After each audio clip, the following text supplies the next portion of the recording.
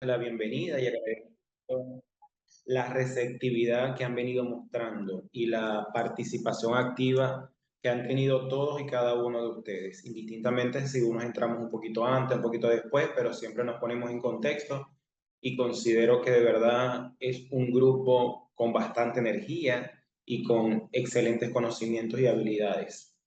En este momento vamos a darle inicio entonces a nuestra tercera sesión en lo que compete al diplomado de docencia universitaria o con énfasis en metodología de la investigación, la relación que tiene es el conjunto de estrategias, de herramientas o métodos que nosotros como docentes, como facilitadores del aprendizaje, o del conocimiento requerimos emplear, desarrollar, implementar para fomentar la investigación desde el punto de vista de la comprensión y del entendimiento propio para el estudiante, atendiendo que a veces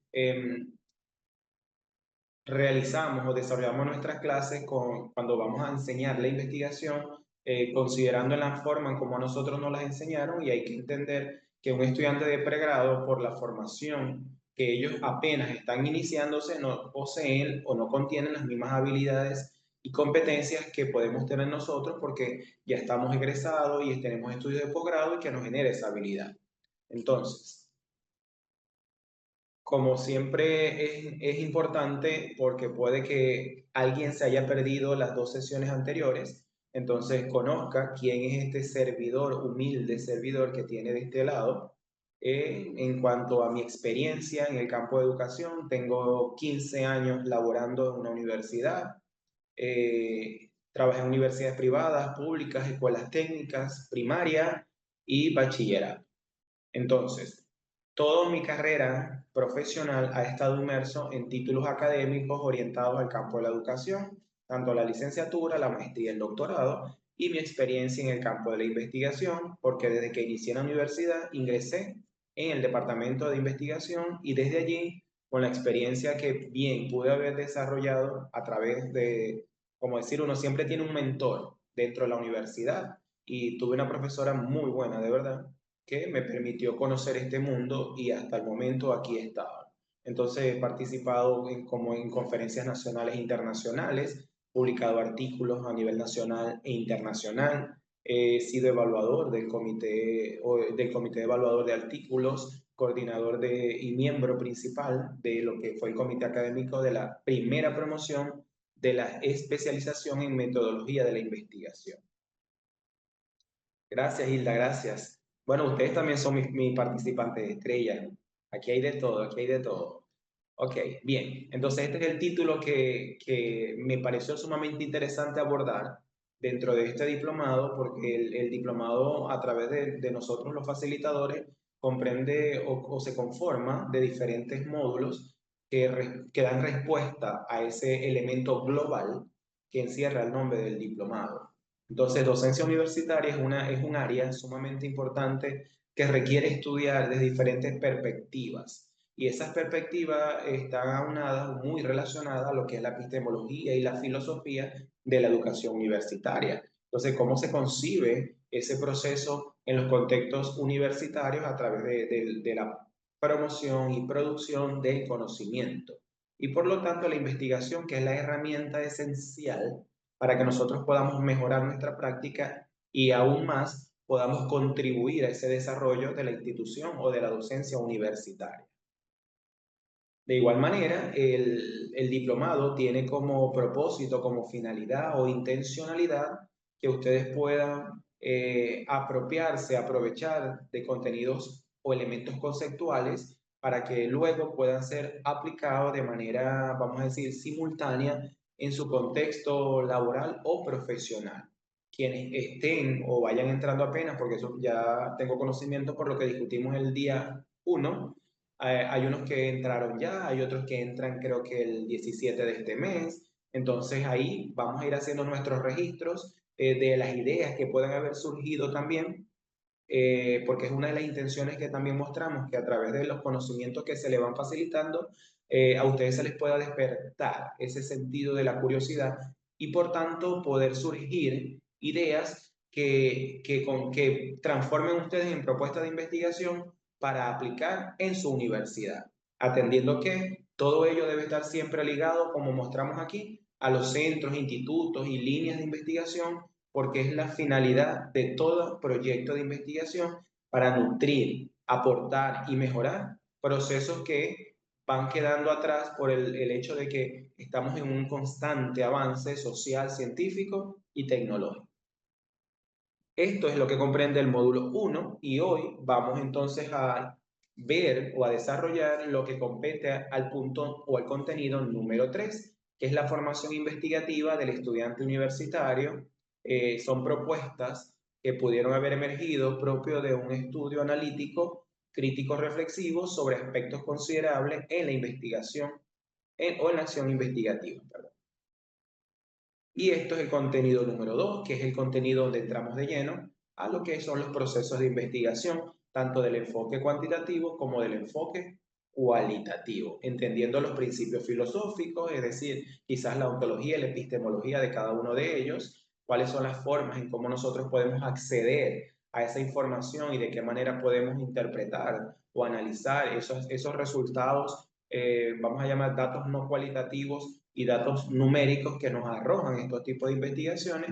El 3 es una situación, es unos contenidos sumamente propios, personales, que van a permitir que ustedes también puedan despertar en ustedes ese espíritu investigativo desde la parte que conlleva a la reflexión y a la crítica propia de su quehacer como docente investigador. Y por último, un trabajo que ustedes deben desarrollar, parte de la integración de los contenidos anteriores de este módulo. Ahora bien, esto es otra estrategia, porque ustedes se dirán, "Mema, ¿y el profesor qué trae ese contenido de creatividad?".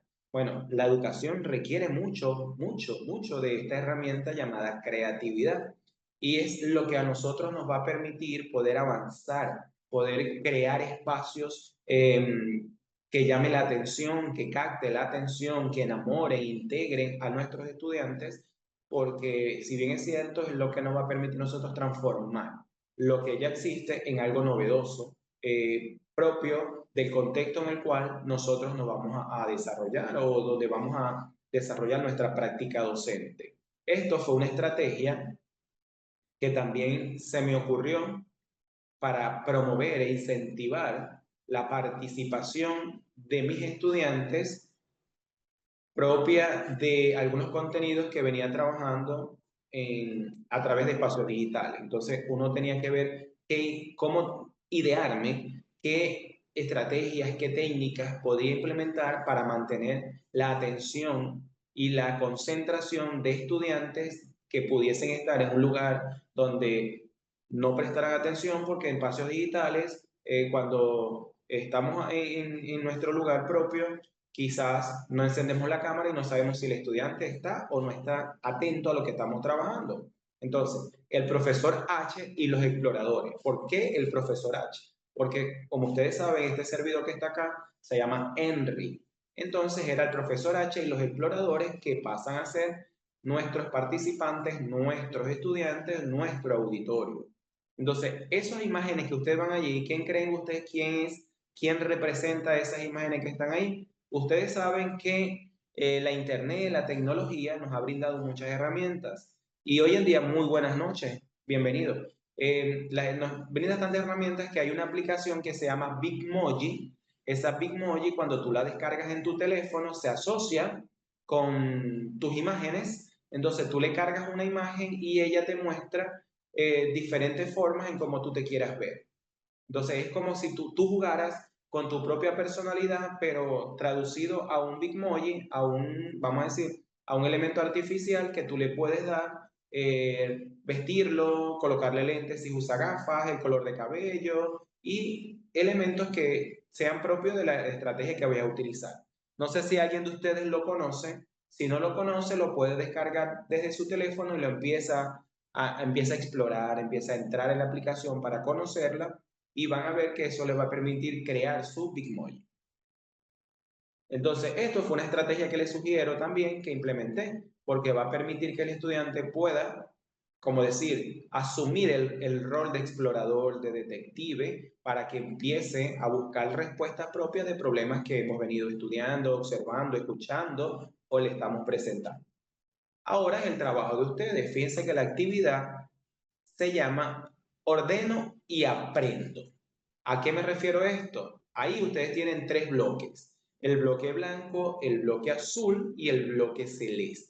En cada bloque tenemos una oración, una frase que está representada a los contenidos que hemos venido desarrollando desde la clase 1.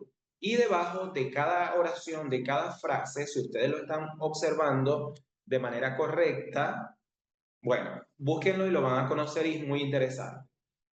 En esa frase tienen dos, tres o cuatro o una palabra que ustedes deben ordenar para que cuando lo vamos a leer tengamos la coherencia. ¿Ok? Entonces, ustedes allí, desde el bloque 1, me van a decir solamente, para que no escriban completo, me van a decir qué orden va a llevar las tres palabras del primer bloque, que es el blanco. Ya se lo voy a escribir acá. Denme permiso con el teléfono, por eso que a veces modifico la... Ok, ese es el nombre de la aplicación. Ustedes la van a buscar en el que tenga Android, el Google Play o el Play Store, la escriben allí y la descargan fácilmente en el teléfono. Entonces, ahora sí, viene la participación de ustedes. Pregunto, ¿se entendió lo que hay que hacer para cumplir con esta actividad de ordeno y aprendo? Es ubicar el orden de las palabras que pertenecen a cada bloque para que cuando lo leamos tengamos el sentido coherente a esa oración o a esa frase.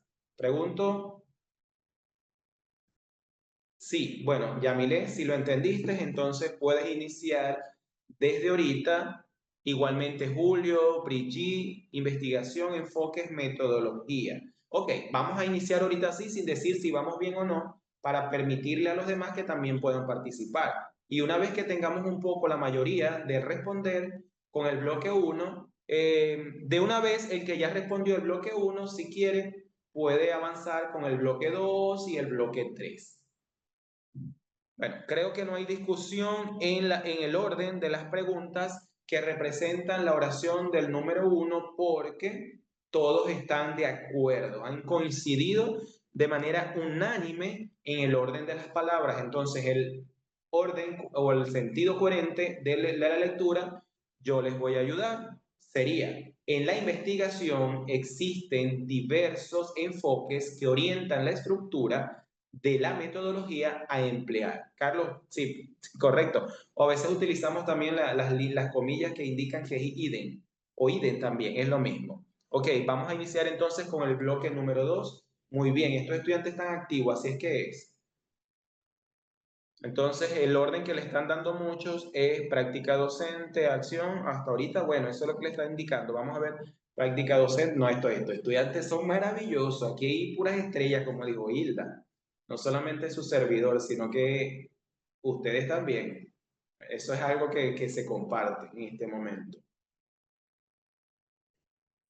Muy bien, muy bien. Bueno, vamos entonces a avanzar con, bueno, ya, ahí está, ya empezaron con el bloque 3. Es sumamente importante. Bueno, vamos a ver quién más en el bloque 3, a ver si coinciden con Jessica. Katri, te faltó una palabra. Son tres que hay ahí en el bloque 3. Hasta ahorita Jessica es la que ha respondido completamente el bloque 3, porque hay tres palabras también. Está conocimiento, está pensamiento crítico y está participación. Pensamiento crítico, participación y conocimiento, nos dice el compañero Felipe. Sí, conocimiento. Ok, Catri, muy bien.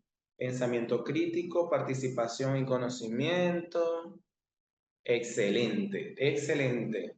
Merecen, si nosotros en la institución también aplicáramos algún reconocimiento al esfuerzo, a la participación que nuestros estudiantes hacen por cada actividad que nosotros le asignemos, claro, un reconocimiento, algo que lo incentive, que lo motive a seguir o a continuar de esa manera o hasta mejorar mucho más para que siga avanzando. Se puede colocar, muchas veces se dice que se coloca solamente en inicial o en primaria, ese cuadro donde están los nombres de los estudiantes y se le coloca una carita o se le premia con un color. Bueno, en mi experiencia yo utilicé una vez en Colombia el color de la bandera. Fíjense cómo puedo contextualizar, ¿verdad? No digamos la premiación, sino que yo utilicé el semáforo, pero del color de la bandera de Colombia. Entonces, había un recuadro donde el estudiante que entregara, primeramente para medir responsabilidad y compromiso, el estudiante que entregara estaba en el color, en este caso yo le coloqué el azul, porque el amarillo, si nos vamos al semáforo, es como decir que estás en alerta. Oye, la actividad se entregaba hoy y estás en alerta porque no entregaste. Tienes 3 días para que ese amarillo se pueda convertir en azul o se convierta en el rojo propio de que no entregaste. Entonces es muy importante que nosotros en la universidad podamos emplear algo parecido, no hacerlo tal cual, pero sí al menos en nuestro cuaderno o colocarlo dentro de los grupos de WhatsApp o podemos asignar un estudiante que nos colabore con esa parte. Entonces a medida que van entregando, van registrando y podemos hacer semanalmente la evocación de esos resultados para que cada quien conozca cómo va en el cumplimiento de sus actividades. Disculpe, ¿cómo se denomina esta estrategia didáctica?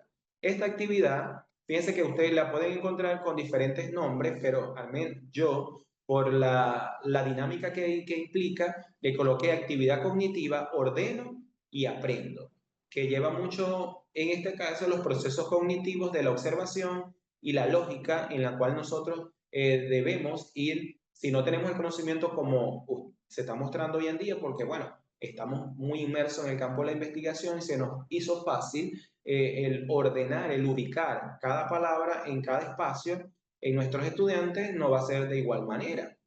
Pero entonces, en esa parte, ellos sí van a desarrollar esa parte de la lógica, quizás intentando con la palabra aquí, leo, cómo se escucha. Entonces, ahí vamos a ir intentando hasta que por fin demos con la parte correcta. Muy bien, de verdad que los felicito a todos porque hay un conocimiento bárbaro a tu orden, Hilda. Entonces, para continuar con los que nos competen en el contenido de hoy, aquí hay vamos a decirle, unos criterios o unos factores que responden mucho a la perspectiva de lo que es la investigación o lo que requiere ser la investigación o las acciones que hay que considerarse para que se pueda transformar y que enseñemos una investigación con calidad. Esa investigación con calidad es la conjugación o la unión de dos palabras, como decir enseñanza y calidad, que se denomina enseñabilidad. Enseñabilidad es la enseñanza de calidad. Entonces, a través de diferentes estudios, diferentes investigaciones y experiencias que he podido obtener, como les comenté, en diferentes contextos y con estudios de posgrado y pregrado en áreas de conocimientos diferentes, vamos entonces a exponer o a expresar serían esas acciones o esas perspectivas que debemos considerar para poder hacer un rol docente investigador de calidad y con significado propio a la construcción de esos proyectos en nuestros estudiantes. La primera perspectiva o el primer factor a considerar es que la investigación es una herramienta que permite indagar y descubrir situaciones referentes a cambios sociales, humanos, tecnológicos, por ejemplo, y todo ese bagaje de conocimiento que nos permite a nosotros adentrarnos a esa indagación, a esa exploración propia del área de profesionalización de nosotros nos estamos formando, ¿ok? Muy bien, Yuraima, también. Entonces, si nosotros empezamos dentro del aula a generar esas estrategias que permitan al estudiante explorar de manera inicial o como primer foco al desarrollo de los proyectos de investigación, nos va a permitir a nosotros entonces brindarles a ellos orientaciones lógicas y coherentes para que puedan seleccionar su tema de investigación, para que puedan ubicarse en una línea de investigación, para que puedan de esta misma manera también quizás entender cuál sería el aporte que pretende generar con su investigación, cuál sería ese valor agregado que pretende con la investigación. Entonces, herramientas y estrategias básicas para que el estudiante primero pueda conocer qué es la investigación, para qué sirve la investigación, con qué finalidad se hace un proyecto de investigación. A partir de allí es donde entonces vamos a orientar paso a paso la construcción de ese proyecto. Otra perspectiva u otro factor sería que se hace indispensable una formación consistente, constante, permanente, periódica en los procesos propios de la formación en investigación. Ustedes me irán a corregir, pero en la experiencia que he tenido en varias instituciones, la formación no solamente de investigación, sino de, vamos a decir, de mejora continua en la docencia, en la investigación, en las universidades y en los liceos es muy escueta. Casi no se da, o si se da, es por un requisito que se ha solicitado en algunos de los departamentos propios de la dirección que nos los ha solicitado, o hay departamentos de investigación, entonces ellos son los únicos que realizan esos talleres de formación, entendiendo que todo docente tiene como requisito de ley también cumplir con esa función. Entonces, los talleres de formación, las capacitaciones, las reuniones, las mesas de trabajos, no deben descuidar al resto de los docentes de los otros departamentos. Casualmente ayer en la noche, y le voy a dar esta anécdota porque es sumamente importante y sí tiene lugar en los contenidos que estamos desarrollando, en el grupo de evidencias que conformó la universidad en el programa en el cual desempeño mi práctica, por los cambios que se están gestando con los nombres desde el ministerio, que ahora no se van a llamar como por ejemplo castellano o lengua y literatura, sino práctica de lenguaje, práctica de investigación. Y el departamento de lenguaje se reúne solo como parcelado para revisar las propuestas que está emitiendo el ministerio y generar también unas propuestas de ellos para que se puedan aplicar esos contenidos, esas transformaciones y todo eso. Y cuando veo las propuestas que hacen, son propuestas que me parecen que son algo que ya existe. O sea, si la cuestión es que el estudiante desarrolle aprendizaje propio desde la cotidianidad, desde la práctica, desde la realidad, señores, la intención es entonces hacer estrategias que permitan integrar el contexto social en la formación de ese conocimiento. Entonces dicen lecturas creativas. ¿A lecturas creativas cuál sería? Que el estudiante lea, por ejemplo, vistiéndose del personaje, pregunto, o que el estudiante lea cantando, o que el estudiante lea a través de parábolas, no sé, pregunto. Y otra de las estrategias que ellos o propuestas que hacían eran, no recuerdo en realidad, no me parecieron tan significantes y yo les sugiero, si estamos hablando de la cotidianidad, de la práctica del contexto social y necesitamos que el estudiante aprenda a escribir, tenga oralidad, comunicación, entre otras cosas, ¿por qué no creamos como decir, el rol del locutor, del entrevistador, es decir, como programas radiales, programas de televisión, donde el estudiante va a su comunidad y en esa comunidad empieza a explorar, empieza a indagar, investigar qué situaciones hay allí, cómo la puede abordar, con qué propuesta tienes para transformar y también en la misma universidad. Entonces, ahí estoy integrando inmediatamente el contexto social. Pero eso de lectura creativa, ¿dónde está la integración del contexto social? Bueno, entonces, por eso es que es muy importante el desarrollo creativo de las propuestas que se nos están solicitando para cumplir con esos requisitos. Sí, sí, hay unas. No, hasta donde escuché, creo que investigación se va a llamar práctica de investigación, lenguaje práctica de lenguaje, propio para que el docente, me imagino, pienso yo, pero es que eso está implícito. El docente sabe que no es solamente teoría, sino es teoría, pero de una vez con la aplicabilidad, es decir, la práctica inmediata. Pero pareciese que al docente hay que ponerle el nombre en grande, bien visible, para que él sepa que tiene que ser práctica y no es netamente teoría. Entonces, bueno, lamentablemente creo que son cambios que no suman mucho, pero si lo han considerado así, bueno, chévere. La tercera perspectiva es que el acto investigativo es un proceso colectivo. El docente que no investiga no puede construir mentes sanas, abiertas, críticas y autorreflexivas. ¿A qué me refiero? Que si este servidor que está acá no está activo en el acto investigativo, es decir, no estoy publicando, no estoy participando en conferencias, no estoy activo en proyectos de investigación, no estoy siendo tutor, no puedo trabajar en los seminarios de investigación. Sí, Valeria, pero puedes quizás salir o volver a entrar porque el resto de los compañeros sí visualiza la pantalla. Tienes que ver a ver qué situación tienes allí para que puedas verla, ¿ok? Cualquier cosa me estás avisando. Entonces le digo que el docente que no publica, no escribe artículos, no está activo en proyectos de investigación, no está adscrito a una línea de investigación, no pertenece a ninguna, no asiste a reuniones de los centros de investigación, ¿cómo va a enseñar investigación? Pregunto yo, si hay avances que se han venido gestando. Uno se enseña con el ejemplo. Entonces, si yo no investigo, ¿cómo voy a enseñar a investigar?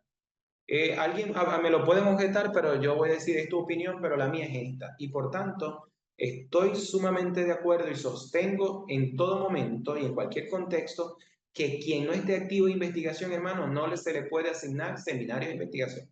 Lamentablemente hay que sacarlo. Que tenga maestría, que tenga doctorado, eso no tiene nada que ver. Porque mucha gente, como le dije, tiene maestría y doctorado y no produce. Después que tengan el título, ahí es donde hay que ver qué tan magíster y qué tan doctor eres. Ahí es donde tú tienes que demostrar ahora sí. Porque el título no te hace investigador. Investigador te hace las acciones que tú llevas a cabo en el proceso de investigación propio. Entonces es muy importante considerar eso. La perspectiva 4 es que es indispensable que las universidades creen redes de investigadores como forma de gestionar el conocimiento. A ver, Kenger, Valeria, Dago, ¿tú ves la imagen? Brigitte, PC, Zenaida, ¿quién más puede apreciar la imagen? Correcto, Brigitte. A ver si se ve, si yo sí se ve. Bueno, hay que ver qué está sucediendo con Kenger y Valeria, por favor. No sé qué le esté sucediendo ahí a su parte. Bien, bien, chévere. Hay que revisar quizás, no sé si salen de sesión y vuelven a entrar, a ver si es que hay una dificultad allí para que no puedan visualizar la pantalla. Bien, gracias por su reporte. Entonces, ¿a qué me refiero esto con redes? Esa red de investigadores, mi perspectiva es diferente a la que a lo mejor a la que ustedes conocen. ¿Por qué? Porque una red de investigadores mayormente está conformada por los docentes, por los especialistas, por los profesionales, pero es una red de investigadores institucional donde deben estar también los estudiantes, al menos para iniciar, los estudiantes que están viendo o cursando los diferentes seminarios de investigación en su nivel 1, 2, 3 o los que habían tenga conformado las estructuras curriculares de cada universidad y de cada carrera. Hay universidades que tienen 3, hay universidades que tienen 5, bueno. Entonces eso va a depender de esos criterios propios de la universidad, de la carrera y todo ello. Entonces, para que el estudiante aprenda a investigar, también hay que involucrarlo en el proceso. Entonces, involucrarlo en el proceso, que el estudiante también esté activo en el grupo, y que el estudiante también se le invite a participar en las mesas de trabajo, donde se vayan a discutir políticas, líneas de investigación, por ejemplo. Esos estudiantes también se pueden integrar a un proyecto que se esté desarrollando, gracias a IDEAN. Esos estudiantes también pueden formar parte directa de quizás de las propuestas que se vayan a desarrollar, reuniones, asambleas de los centros, instituciones de investigación, porque no podemos trabajar o seguir trabajando de una manera aislada. Tenemos que ok, muy bien, Kenger, gracias. Tenemos que integrarnos. Entonces, el hecho de que existan departamentos en las universidades, ciencias pedagógicas, el de historia, el de matemática, en cierta parte es muy importante que ellos hagan sus reuniones individuales pero considero que después hay que unificarnos porque son departamentos que están orientados a la formación integral de esos estudiantes en cualquier carrera. Entonces, por qué seguimos trabajando de manera aislada, individual, parcelada, si todos vamos a tributar a esa formación? Entonces, considero que esa visión de formación en las universidades está muy atrasada, al menos de mi perspectiva, y creo que requiere mucha reflexión, mucha crítica de las acciones que se vienen desarrollando para entonces adecuarlas a las políticas actuales que se nos están exigiendo. Por otro lado, es muy importante que se formulen, diseñen, creen o se propongan lineamientos teóricos prácticos que afiancen la construcción metódica de los proyectos a construir colectivamente. Es decir, cuando yo le estaba diciendo a ustedes que el estudiante cuando vaya a elaborar o se le solicite la elaboración, construcción del planteamiento del problema, esos lineamientos, desde mi perspectiva, pareciesen que fuesen una guía que oriente al estudiante de manera teórica, es decir, qué es un planteamiento del problema, de qué se compone, de qué se estructura, pero el práctico podríamos hacerlo a través quizás de una ruta, de un diagrama de flujo que oriente al muchacho a hacer ese paso a paso sin dificultad. Gracias, Janet.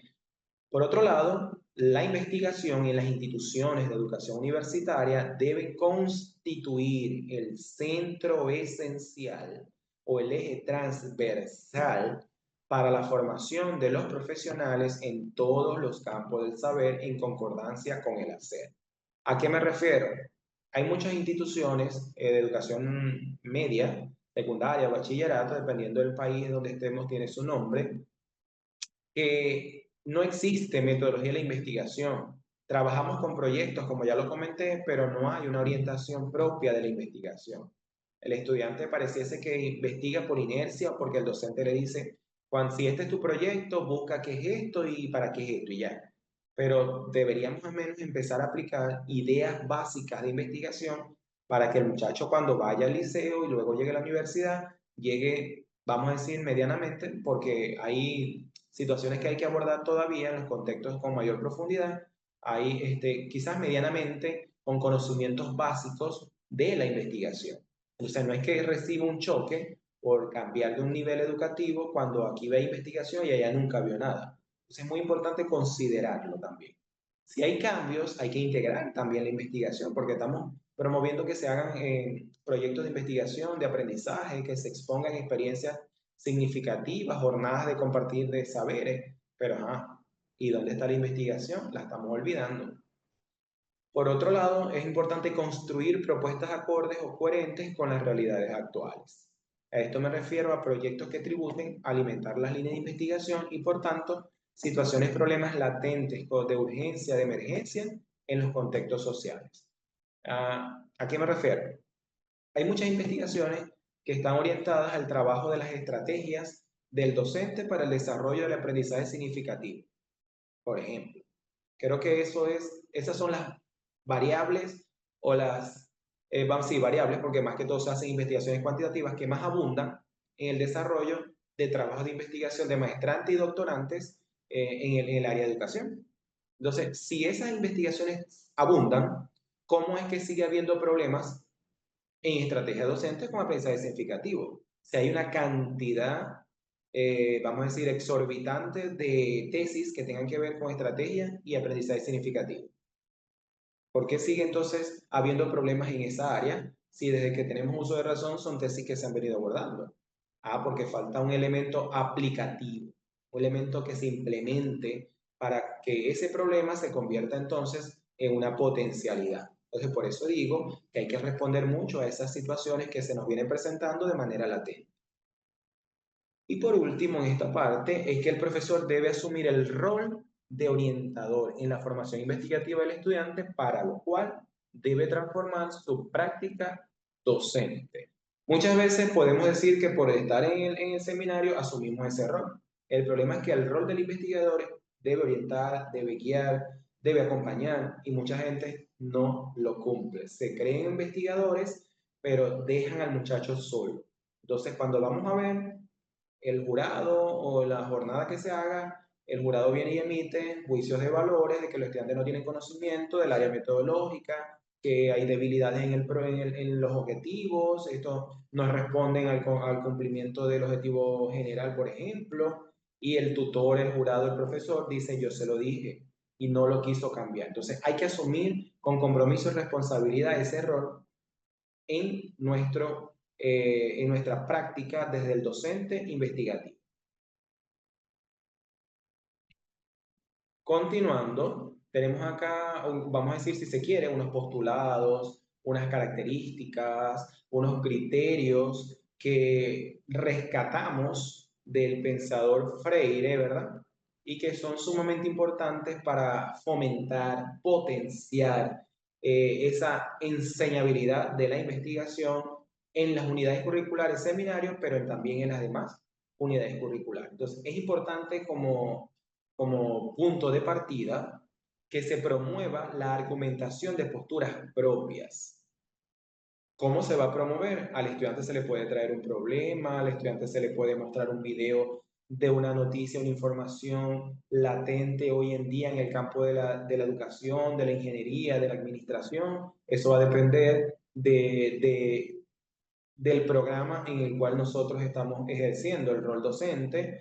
Entonces, esa noticia, el estudiante se le pueden hacer preguntas que pueda cuestionar y decir cómo puedo mejorar eso que está allí o por qué está pasando, qué puedo hacer para que esa situación mejore, de cuáles serían las propuestas que tú traes para contrarrestar esa situación y evitar mayores problemas o que esta situación se agrave. Entonces, desde ese punto de vista, el estudiante va a empezar a que su cerebro, a que sus neuronas trabajen, se activen, haga sinapsis entre axomas y dendritas, que son los elementos que conectan las neuronas, y cuando ellas se desconectan, es que el cerebro empieza a activarse, empieza a generar el conocimiento, con otros elementos fundamentales que, bueno, en otros contextos donde se hablen a profundidad de neurociencia, neurodidáctica, neuroeducación, lo van a ver con mayor detalle. ¿Okay? Entonces, una vez que se promueve la argumentación de posturas propias a través de ese cuestionamiento, de esa crítica, de ese análisis, de esa construcción de propuestas, entonces esto va a permitir hilar un pensamiento emancipador liberador, porque el estudiante ya va a tener la capacidad de crear, de inventar, de innovar, propias de esa capacidad de pensamiento que le permite esa información, ese problema del estudio, de la indagación. Entonces, eso es muy importante considerar. Por otro lado, todo lo anterior es necesario generar nuevos métodos para el aprendizaje. Esos nuevos métodos podremos traducirlos a métodos que comprenden el proceso de enseñanza y aprendizaje atendiendo a estrategias, a técnicas, a herramientas, porque si estamos viendo que tenemos años dando clases, ejerciendo el rol del docente, y si seguimos teniendo cantidades de estudiantes aplazados en su mayoría, o no podemos llegar ni siquiera al 5% de aplazados, sino que estamos por encima de ello.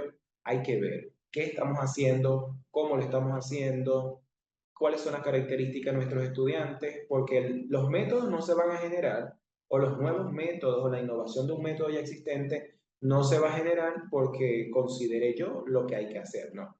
Hay que estudiar muy bien cómo estamos desarrollando nuestra práctica en conjunto a esa construcción del conocimiento que le podemos facilitar al estudiante, y de allí es que podemos generar esas nuevas herramientas, esos nuevos métodos para promover un mejor aprendizaje.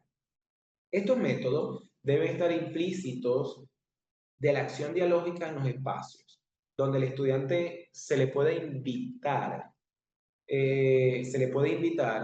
Esa raya que está ahí, PC, creo que fue cuando moví una parte de la visualización de ustedes y quedó ahí pegado, no entiendo por qué. Disculpen esa parte.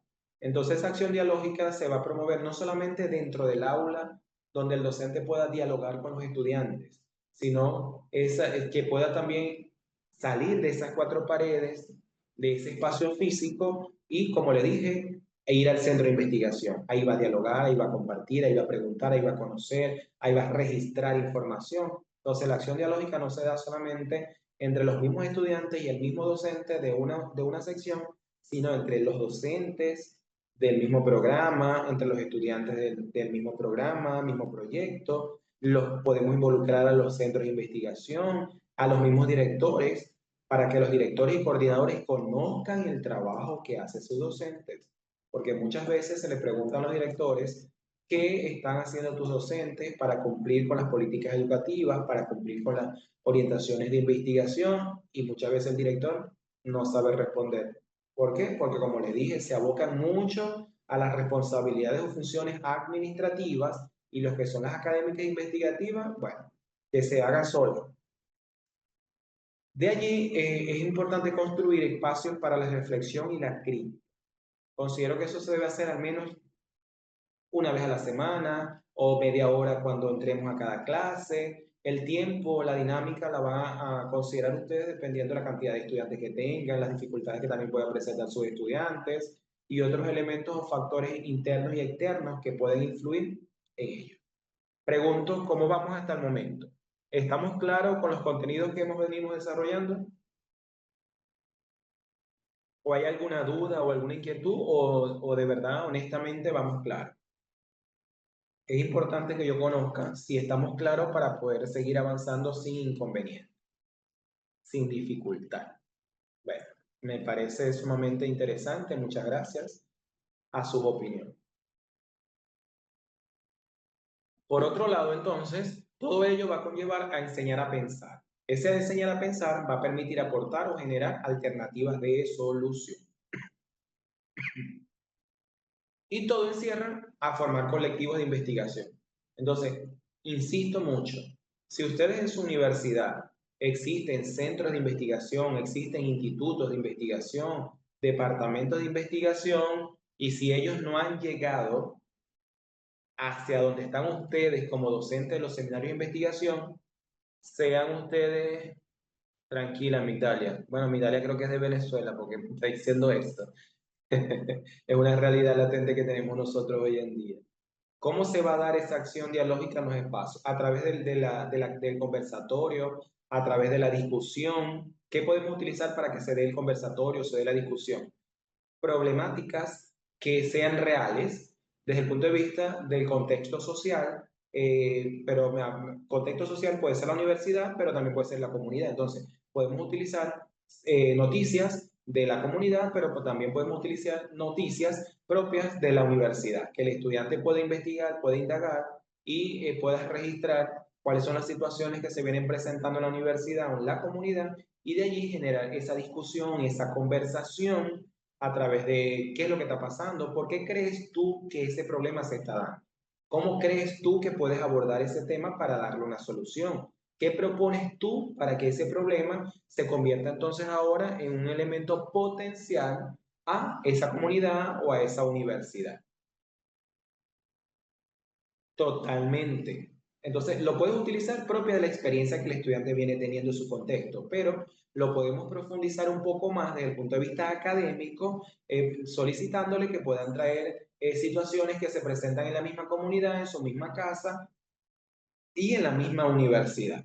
Que vamos a compartir entonces el problema de esa situación, eh, ¿por qué creemos o por qué creen ustedes que ese problema se está dando, se está generando? ¿Cuáles serían las formas en que tú crees que puedes abordar ese problema? ¿Qué soluciones podrías aportar para que ese problema lo podamos transformar en algo positivo? Entonces, todos esos elementos son fundamentales. Puede ser a través de la búsqueda de noticias o que en los periódicos también, en la sesión de noticias, que tengan que ver quizás con el área profesional o con cualquier sesión del periódico en donde todavía existe el periódico físico, o si no buscamos digital, recortamos y entregamos a los chicos, y de esa manera empezamos a discutir, a dialogar, a comunicar, toda la intervención que requiere ese proceso.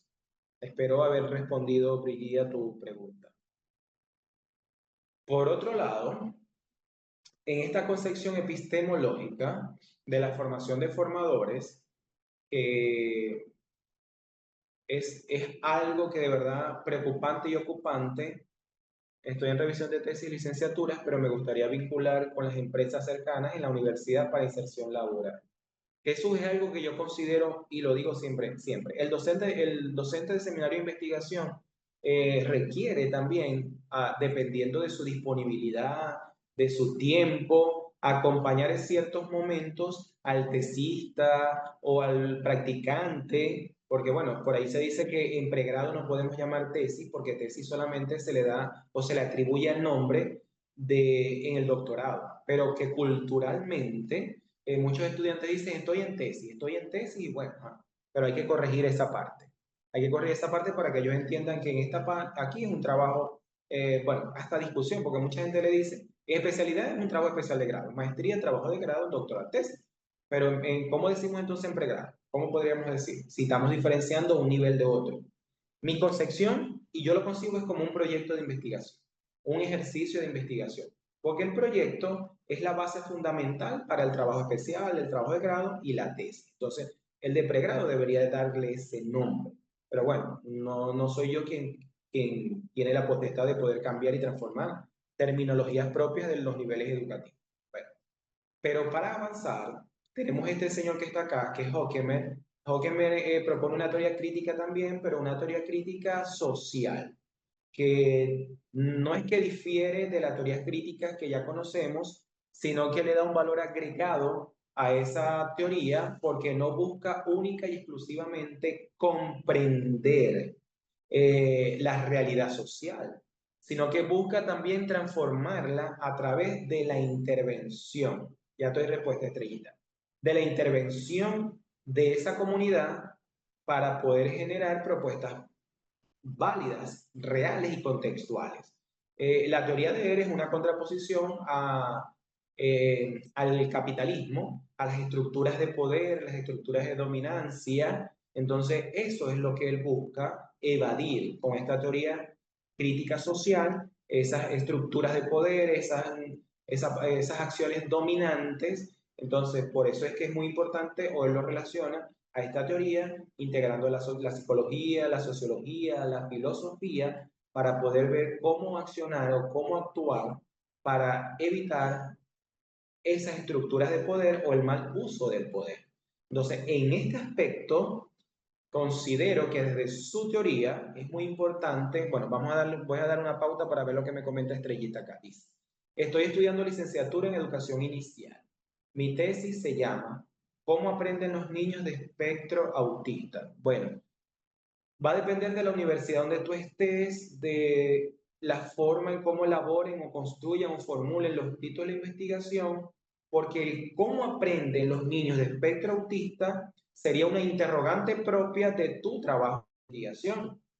No sé si puede ser, porque no veo todos los elementos, puede ser una interrogante general o una interrogante de los objetivos específicos, pero el cómo aprenden no es propio de un título, tema de investigación, sino que esa sería una interrogante. Eh, de la acción capitalista, sí, de las escuelas en que tributa eso. Yuraima me comenta, en la especialización realicé un artículo investigativo de revisión fiscal y auditoría forense. Bueno, es muy importante, porque fíjese que ahí hacer críticas deben ser fuertes, porque según tantos casos que he escuchado, hay muchas situaciones que atender allí. Creo que te dio tanta información, porque una revisión te permite a ti, luego de las debilidades que observas, te permite a ti generar otras investigaciones para contrarrestar esas debilidades que observaste. ¿Qué prácticas estratégicas se podrían utilizar para liberar ideas de innovación? Sine qua non, Hugo, ¿qué prácticas estratégicas? Obviamente la lectura es sumamente importante, no podemos desviar la lectura. Y que esa lectura el estudiante empiece a generar preguntas de esa misma lectura y que le dé respuesta, pero luego lo llevamos a cuestionarlas. Ese cuestionamiento es como si estuviésemos desarrollando el conflicto cognitivo que tiene que ver con el tratamiento del error.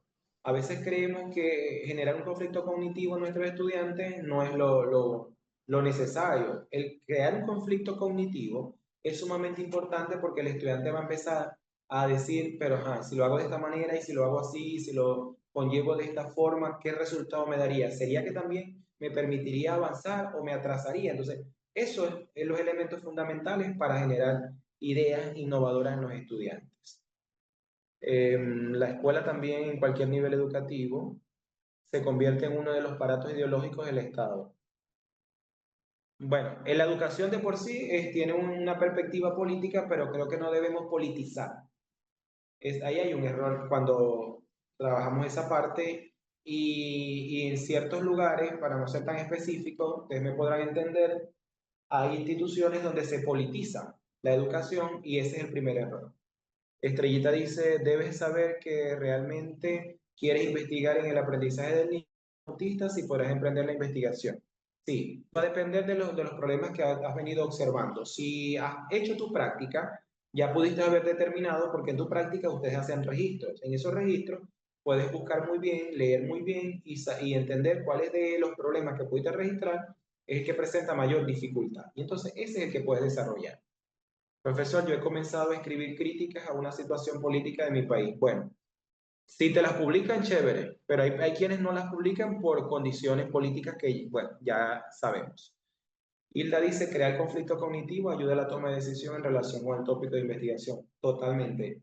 Desde el punto de vista personal, trabajé el conflicto cognitivo para enseñar la secuencia didáctica utilizando objetos random. Esa palabra viene, era mucho, como que para decir, surge de hace rato, pero hoy en día, por cuestión del esnovismo, vuelve a tomar en relevancia. Entonces, objetos random son cualquier objeto loco. Yo le dije a mis estudiantes, traigan cualquier objeto que a ustedes se les ocurra, excepto que sean comibles y que se puedan dañar, porque si traen comibles, se lo comen y no hago la actividad. Y si se dañan es triste, porque entonces hay que pagar. Entonces, en esa parte se le preguntó, ¿qué es este objeto primero? ¿Qué es lo que están observando? Ellos dicen, por ejemplo, una tijera. Luego, después, ¿qué es la tijera? ¿Para qué sirve la tijera? No sé qué es esta pantalla que está pasando aquí, esta es mi computadora. ¿Para qué sirve esta tijera? Ellos dicen para recortar. Ajá, y si yo les digo a ustedes que esta tijera sirve para tocar guitarra, ellos empiezan, profe, pero ¿cómo así?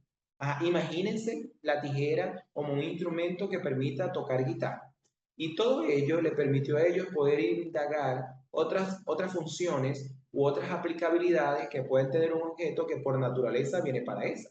Pero si nosotros, como decir, volteamos la torta, creamos ese conflicto cognitivo y vamos a permitir lo que dice I. Bien, entonces, después de esa planificación de los aprendizajes en base a proyectos o premisas, que es otro elemento fundamental, como me preguntaron, como decir, estrategias para desarrollar esa creación de ideas innovadoras, es el aprendizaje basado en proyectos, el aprendizaje basado en retos, el aprendizaje basado en problemas, promueve mucho la construcción de ideas a partir de la realidad de nuestros estudiantes. Entonces, a partir de allí, es muy importante considerar el proceso de investigación con una visión transformadora. ¿Qué es la visión transformadora? Que esa investigación genere un cambio, que genere un impacto, que permita aportar nuevos conocimientos, que permita aportar cambios en la realidad que hemos venido estudiando. Siguiente, promover el sentido crítico reflexivo. Investigación, lectura, construcción. Investigación, lectura, construcción, analogía, contexto real. Eso va a permitir hacer un análisis desde el punto de vista del sentido crítico y reflexivo. Estoy estudiando una maestría en recursos digitales aplicados a la educación y estoy desarrollando mi proyecto de investigación, el cual su título es Fortalecimiento de competencias digitales aplicadas en la educación por medio de la capacitación en el uso del, bueno, se ve un título bastante largo, va a depender de las normas institucionales en la universidad donde tú estás cursando, Efraín. Desde mi perspectiva, los títulos no pueden ser predictivos. Si predictivo me refiero a que tú ya estás diciendo qué es lo que vas a hacer con tu investigación, que es el fortalecimiento. Yo le podría quitar fortalecimiento y dejaría competencias digitales aplicadas a la educación o aplicadas en la educación a través de medios de capacitación en el uso de recursos humanos o competencias eh, digitales aplicadas a la educación a través del uso de recursos educativos digitales en docentes de tal institución. Al menos yo le daría ese sentido, pero va a depender mucho de las políticas y normas institucionales que implique la universidad donde tú estás estudiando. Eh, Bueno, entonces hay que considerar mucho eso. Los títulos mayormente, si los consideramos las normas APA, deben estar entre 13, 17, 23. Hay universidades que permiten la extensión de 30, pero bueno, va a depender de la universidad.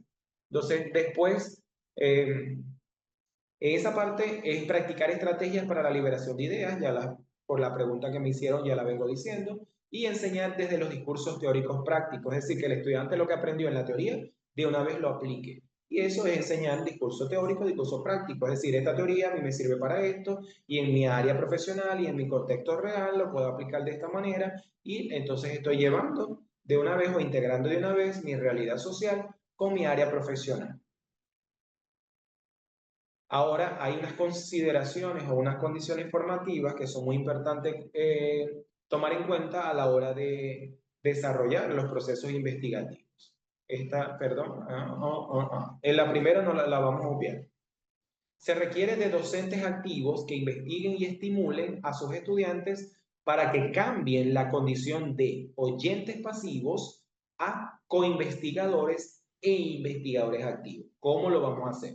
¿Cuál sería la sugerencia? ¿Cuál sería la recomendación? Muy buenas noches. La recomendación para que el estudiante se convierta entonces en un coinvestigador o en un investigador activo y deje de ser un oyente pasivo. Vamos a darle el papel que se requiere en su trabajo de investigación.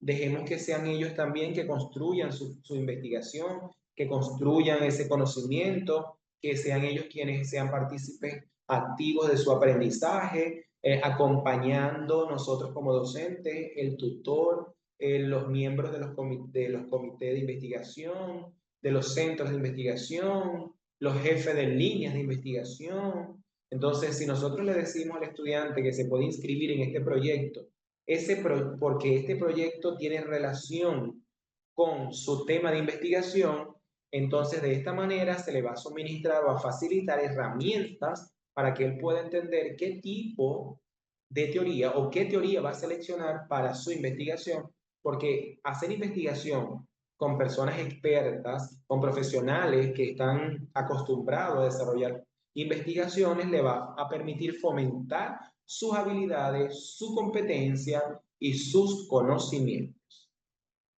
Por eso les digo, Efraín, que eso va a depender de las normas institucionales. Ahora, Efraín, te lo dio tu docente que nos guía. Tú tienes que ver también, tú te puedes ir al centro de investigación o al departamento de investigación y no sé si ustedes cuando iniciaron, es muy importante, y disculpen, considerando lo de Efraín, cuando nosotros iniciamos el posgrado, en especialización, maestría y doctorado, es muy importante que el docente que nos recibe en el primer seminario de investigación nos haga primero de conocimiento de las políticas investigativas de la universidad, que nos haga de conocimiento de las normas investigativas de la universidad.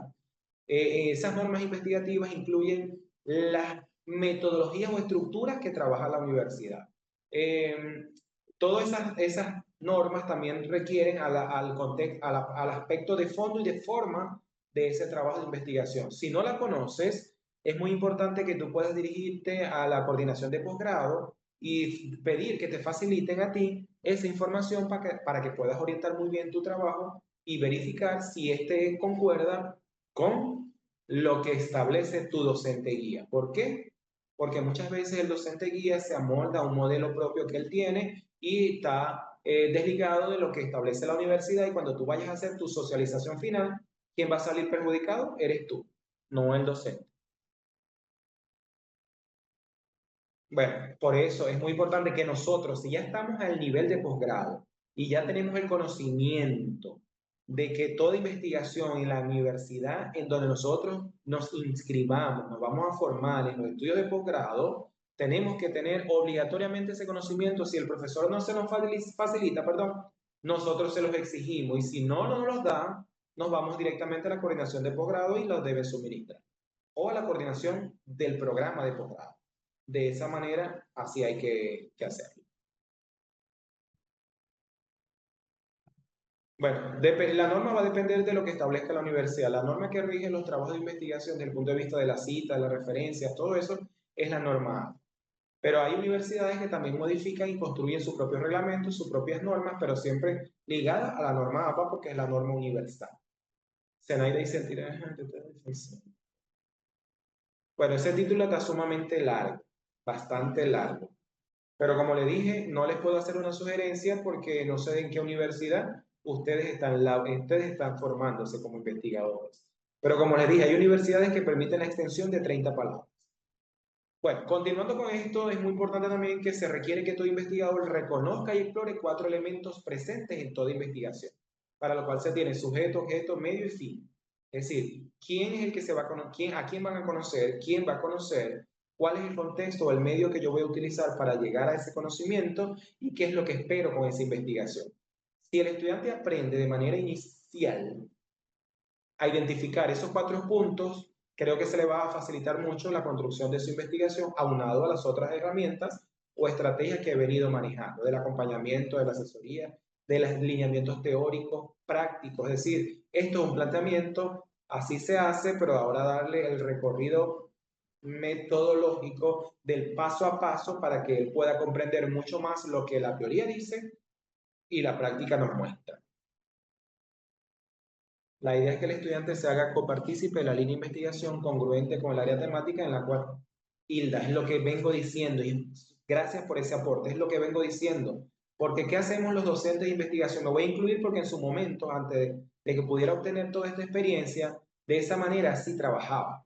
O sea, era el docente de investigación, orientaba los procesos de proyecto de los muchachos, pero hasta ahí. Y como la universidad no nos solicitaba a nosotros un formato donde registráramos los proyectos de investigación a través de líneas, no lo hacíamos.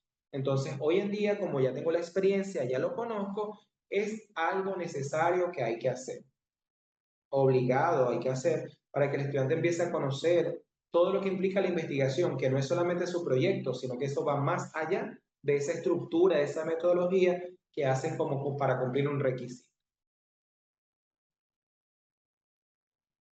Sí, sí, claro, es que todo ello, a pesar de que existe la metodología, existe la estructura y existe la receta de ciertas estructuras metodológicas, eso no es suficiente para los estudiantes de pregrado. Hay que hacerle una parte esquemática, visual, gráfica, procedimental, para que ellos puedan asociar mucho lo que es la teoría con la práctica. Es decir, como puede decir, el diagrama de flujo nos indica a nosotros qué debo hacer para seguir avanzando o si no regreso, que me parto. O sea, eso es sumamente importante.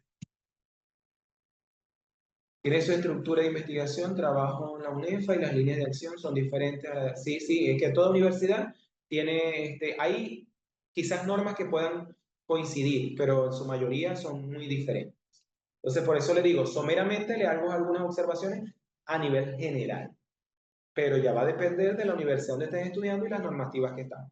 Y vuelvo y repito, diríjanse o exíjanle a su profesor de seminario que le aclare todo eso, pero no se lo diga verbal, que le dé el documento para que lo que él me dice yo pruebe de que lo que me está diciendo es real y es lo que la universidad me exige o nos exige para los trabajos de investigación.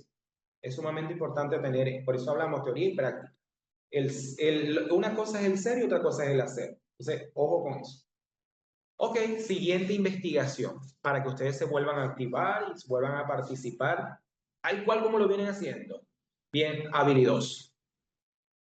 Fíjense que lo tengo así para que no se me adelante. Es que Felipe, eso es así. Si la investigación es inédita y es original, el docente no le debe imponer el tema, no le debe imponer la línea, no le debe imponer la estructura, no le debe imponer la metodología. Es el estudiante con el conocimiento que le va a facilitar el docente poder tomar la decisión de qué investigación va a hacer, cómo la va a hacer, cómo la va a abordar, con orientaciones propias del docente, pero no que la va a hacer y va a hacer lo que yo diga. No, esa no es la intención.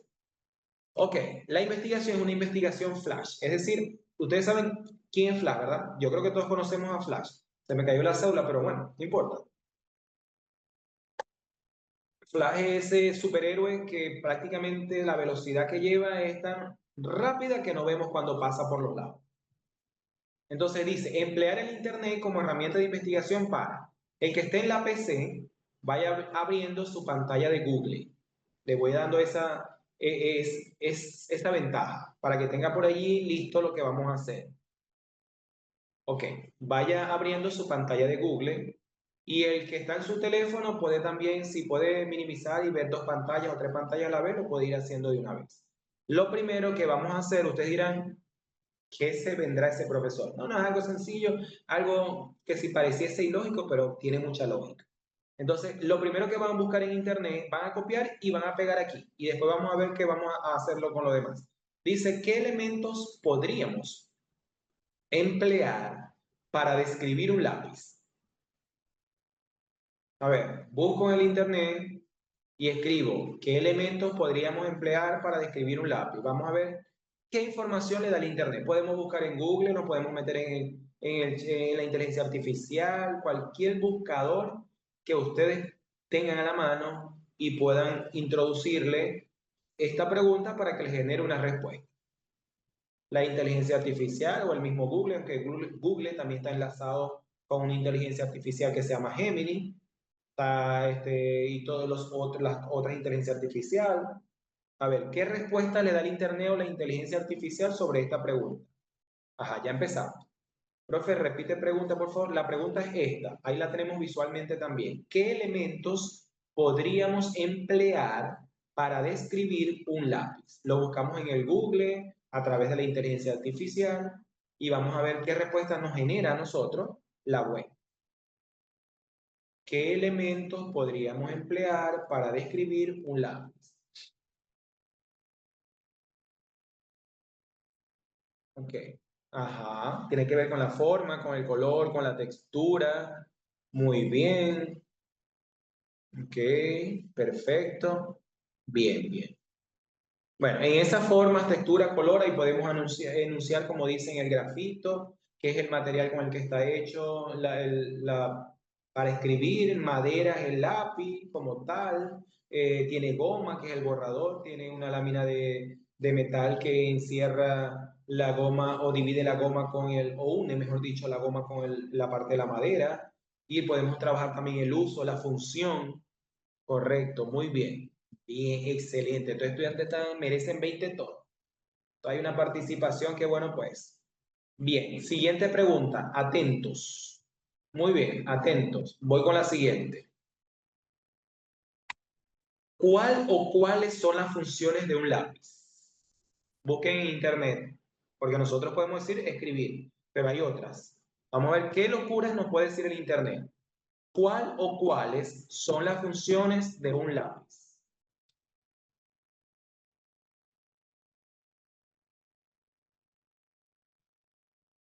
Correcto, totalmente. Utilizamos diferentes características que nos permiten describir el lápiz, forma, textura, material, función, todo eso lo podemos utilizar.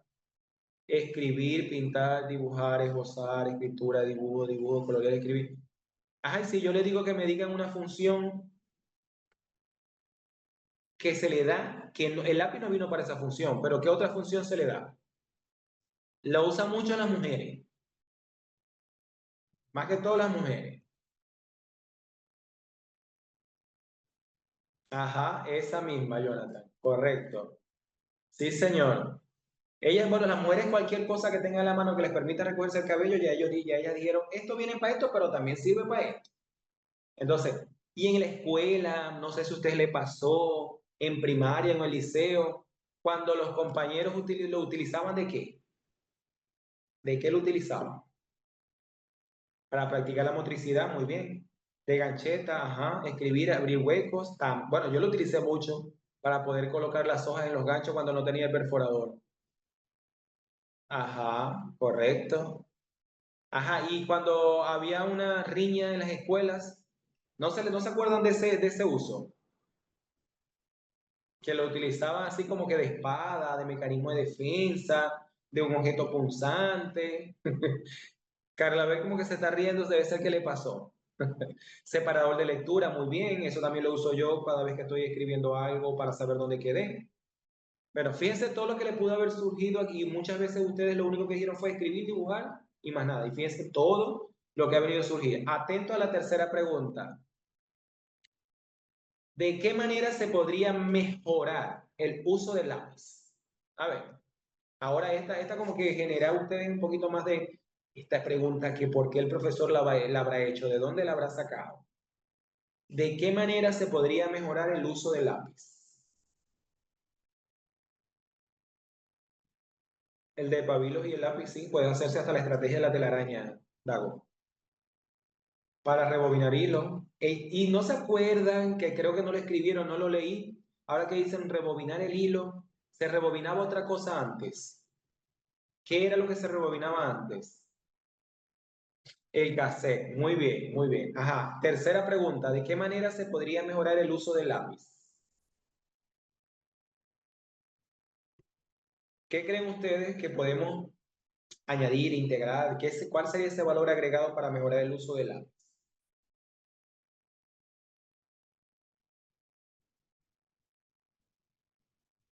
Bien, me están dando funciones que se pueden cumplir pero entonces para que el lápiz sea mucho más viable, mucho más factible en los diferentes usos o funciones que ustedes me están comentando, sería importante innovar un poco en ese diseño original para que pueda ser un poco más competente o más viable y más factible a esas nuevas tareas o a esos nuevos usos que le estamos nosotros generando. ¿Okay?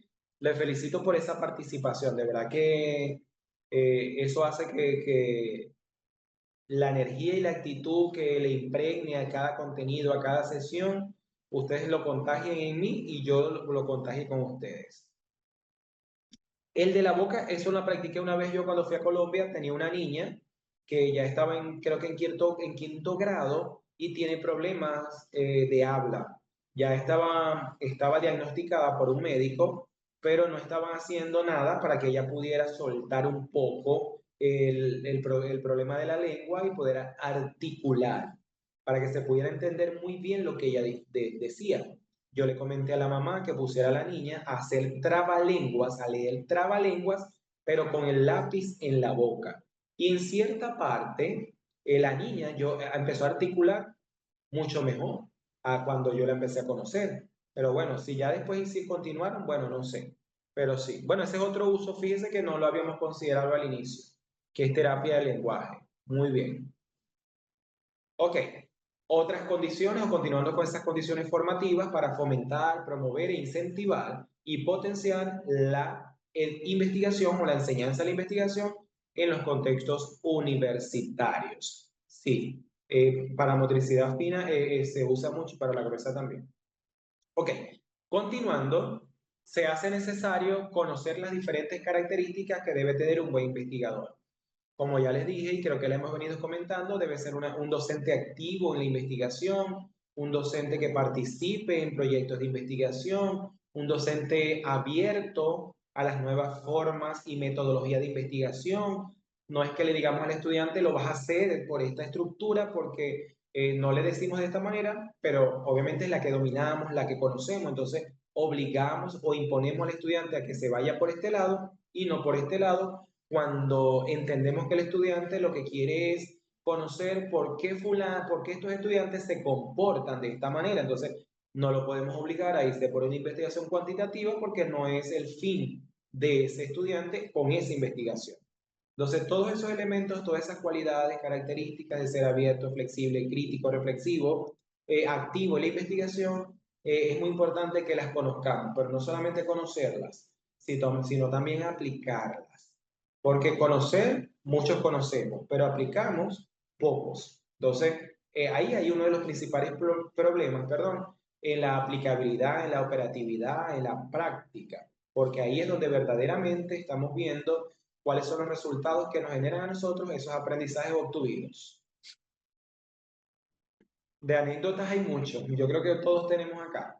Siguiente condición es que es importante contribuir en la solución de problemas a través de diversos enfoques y o epistemes que promuevan la generación de conocimientos científicos. ¿Cuáles son esos enfoques? ¿O cuáles serían esas formas de contribuir a esa solución?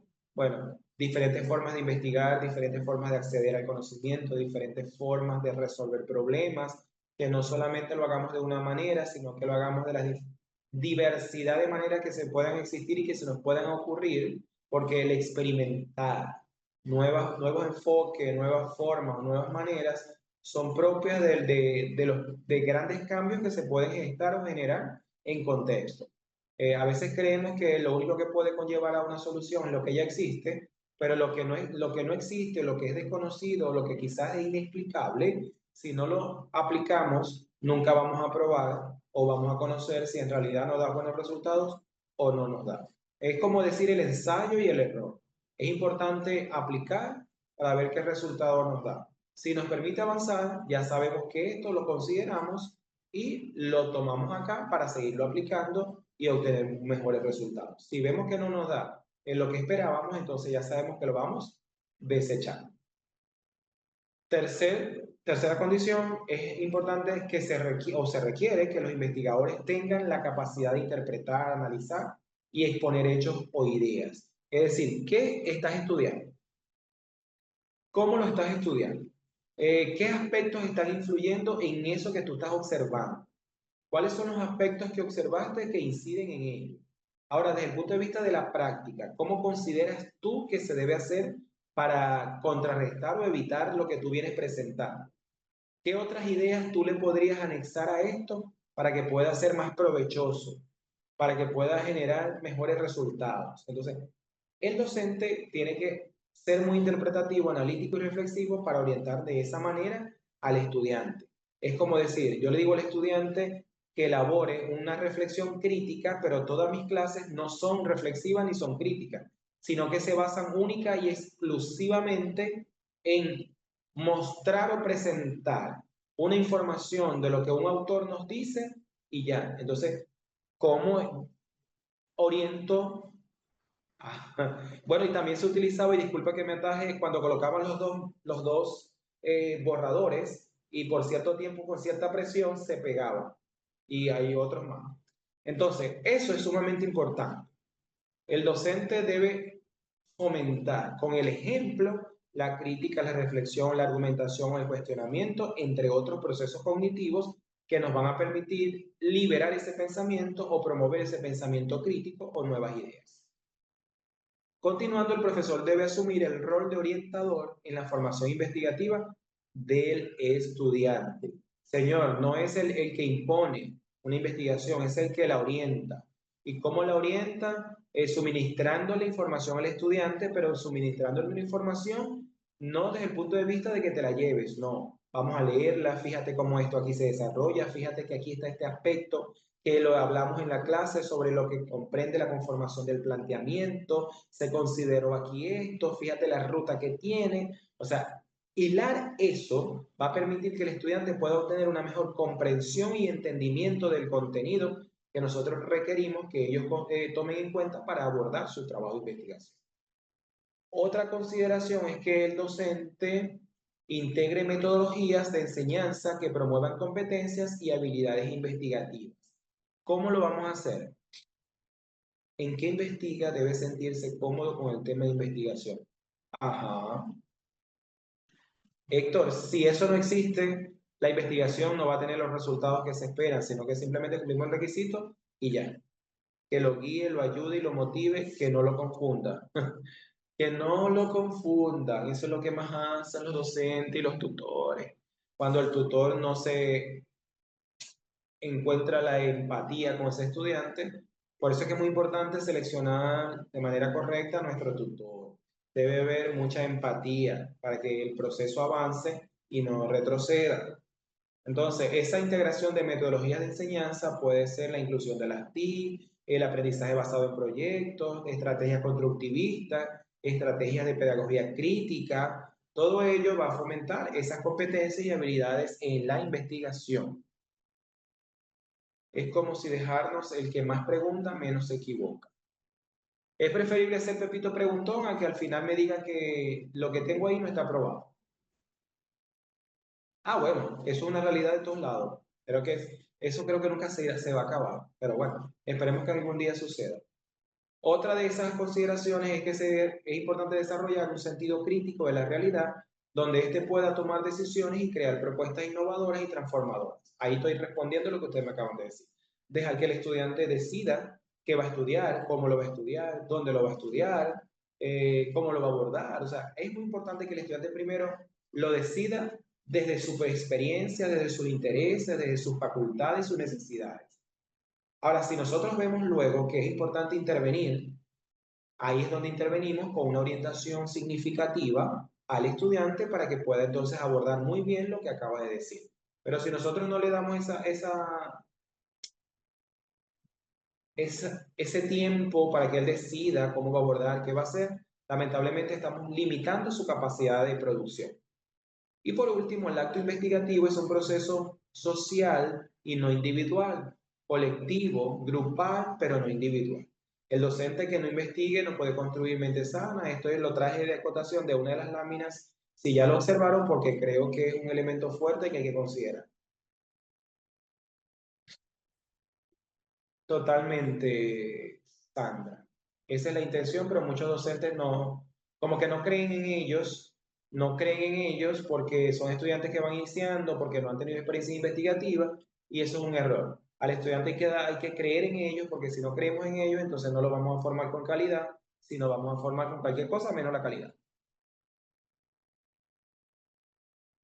Para continuar, entonces tenemos algunas consideraciones adicionales que se requieren aplicar para que se siga fomentando y potenciando esa enseñanza en la investigación. Uno, es importante generar una amplia reflexión acerca de la generación del conocimiento desde la investigación, es decir, cómo se genera el conocimiento, cómo se da, cómo se construye, cómo se propicia, a través de qué, solamente la lectura, o la lectura debe estar acompañada de otras estrategias para que se pueda gestar ese conocimiento, para que se pueda construir esa idea, para que se pueda promover esa intencionalidad propia de una investigación.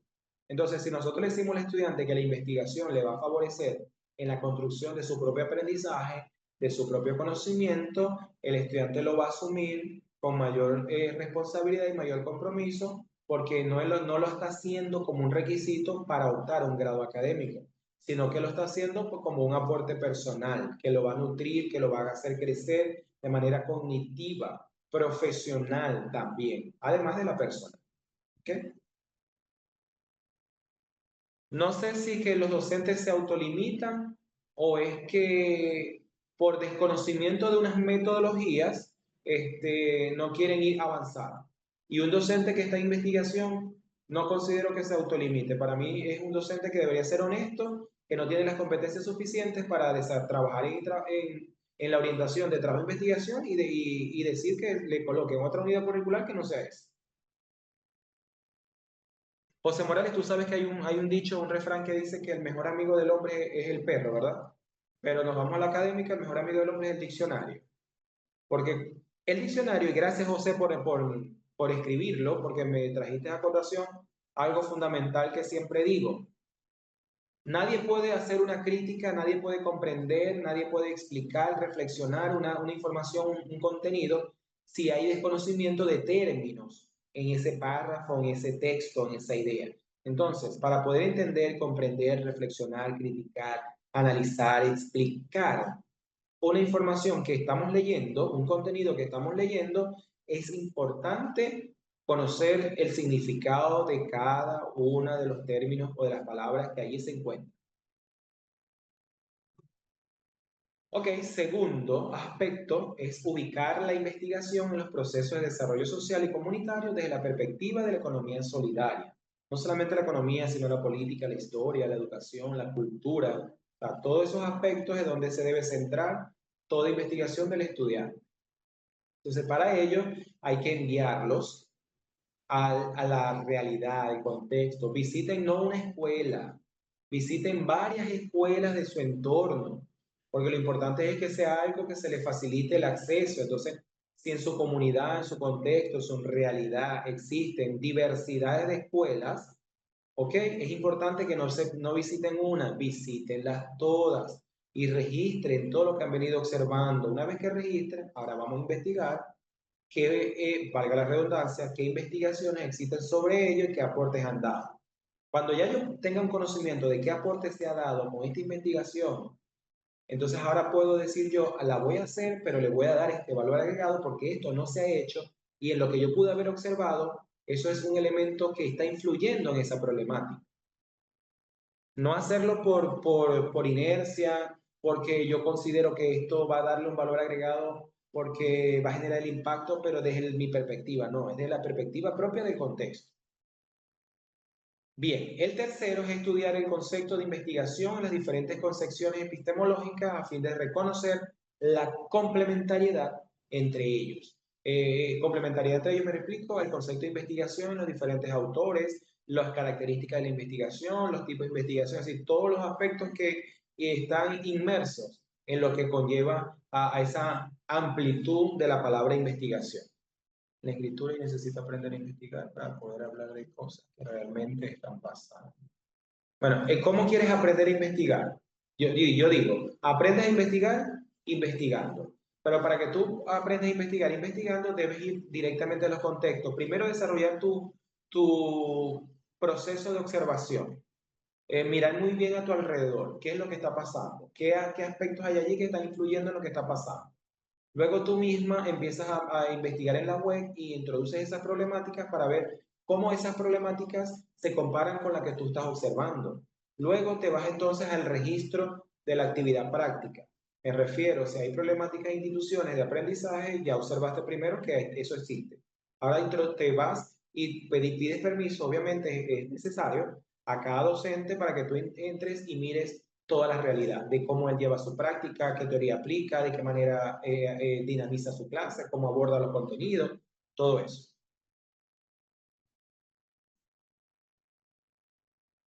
No, si tenemos docentes impositivos, entonces no estamos permitiendo la liberación del conocimiento, no estamos permitiendo la liberación del pensamiento, no nos estamos permitiendo formar estudiantes críticos socialmente establecidos, no estamos formando entonces a un estudiante con ideal propio, sino que estamos formando a alguien que debe ser igual a nosotros. Entonces, lamentablemente, yo tengo una crítica a los jurados.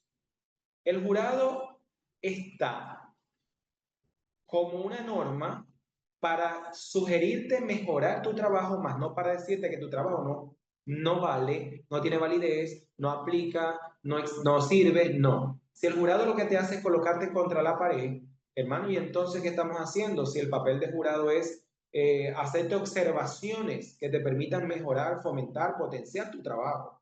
No es decir, no estás aprobado porque en esto no, ya va, entonces hay una discrepancia entre esa función del tutor, del asesor, del jurado.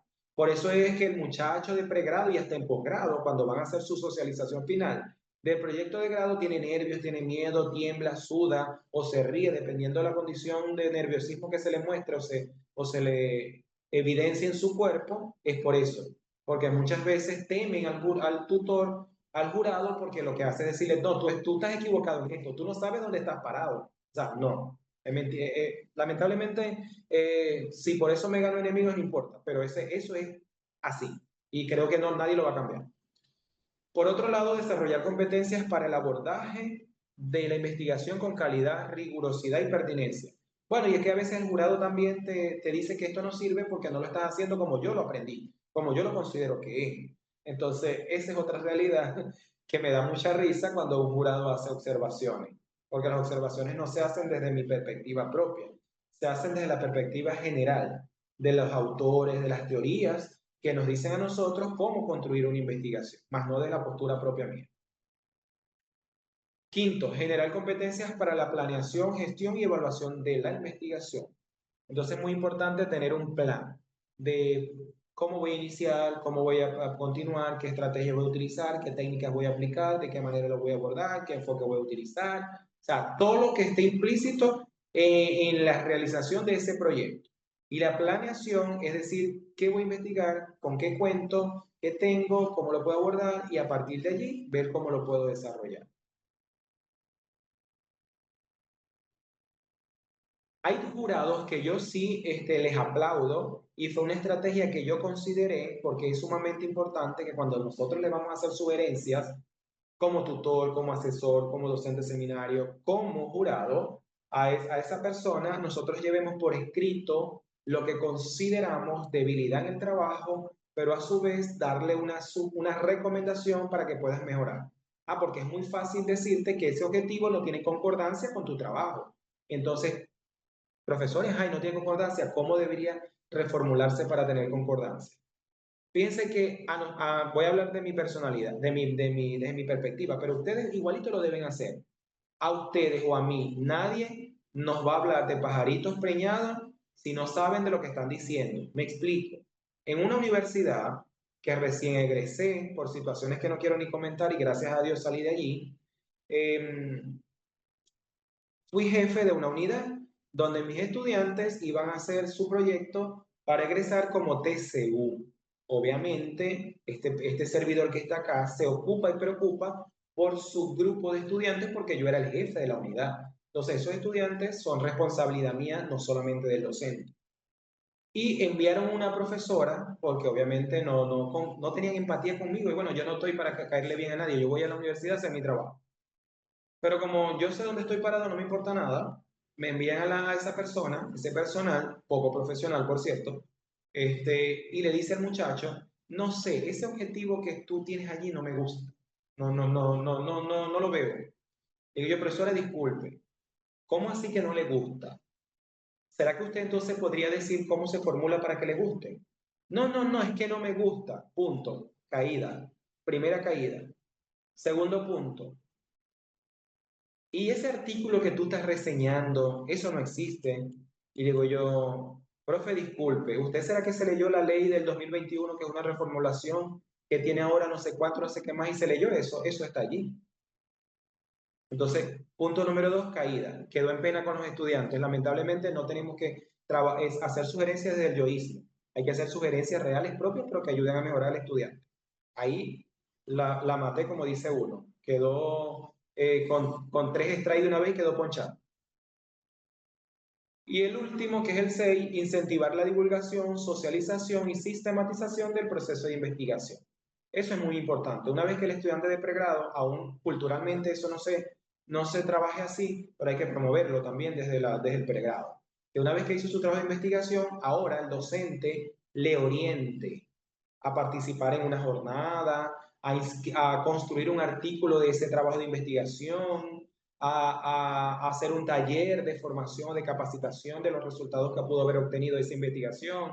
Eso es papel del tutor, orientar, pero es responsabilidad del estudiante, una vez que ella culmine, si va a considerar estas orientaciones o no. Si le interesa dar a conocer sus resultados o si simplemente le interesaba cumplir con el requisito para egresar como profesional de cierta área. Lo que no entiendo en ese grupo evaluador, tutor, profe de metodología y jurado no se ponen de acuerdo y el día de socialización del trabajo, claro, Zenaida, ¿por qué no se ponen de acuerdo? Uno es porque cada uno corrige desde la perspectiva de lo que él considera que debe ser. Pero si nos abocamos a las líneas, orientaciones institucionales y a las teorías existentes en los diferentes textos de metodología, considero que entonces haríamos un mejor trabajo. Si dejamos de trabajar desde la perspectiva propia para corregir, orientar un trabajo, creo que fuésemos otra cosa con mayor significado y con mayor producción. Siguiente pregunta, y esta me parece sumamente importante. Yo creo que ese choque se le ha presentado a todos en cualquier momento. Fíjense, cuando piensan en hacer una investigación en la universidad, a ustedes, cuando van a iniciar el posgrado, cuando van a iniciar el doctorado, cuando les toca a los que están estudiando licenciatura la primera vez en seminario de investigación, o cuando les toca hacer un trabajo de ascenso, indistintamente, ¿cuáles son los principales desafíos, obstáculos o miedos que se le presentan? Los leo.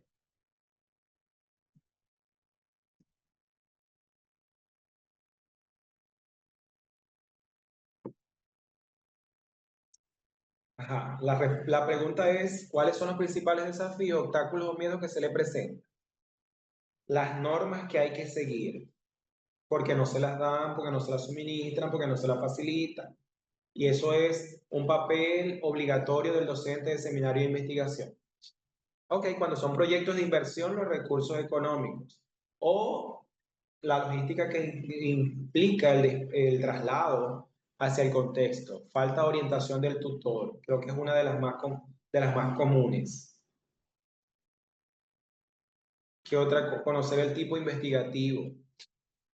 Consejo de ética en la investigación es sumamente importante, los criterios de confidencialidad en cuanto a la información que podemos mostrar, tiene que ver con la parte de las citas, o sea, todos esos criterios éticos que aborda el tema de investigar.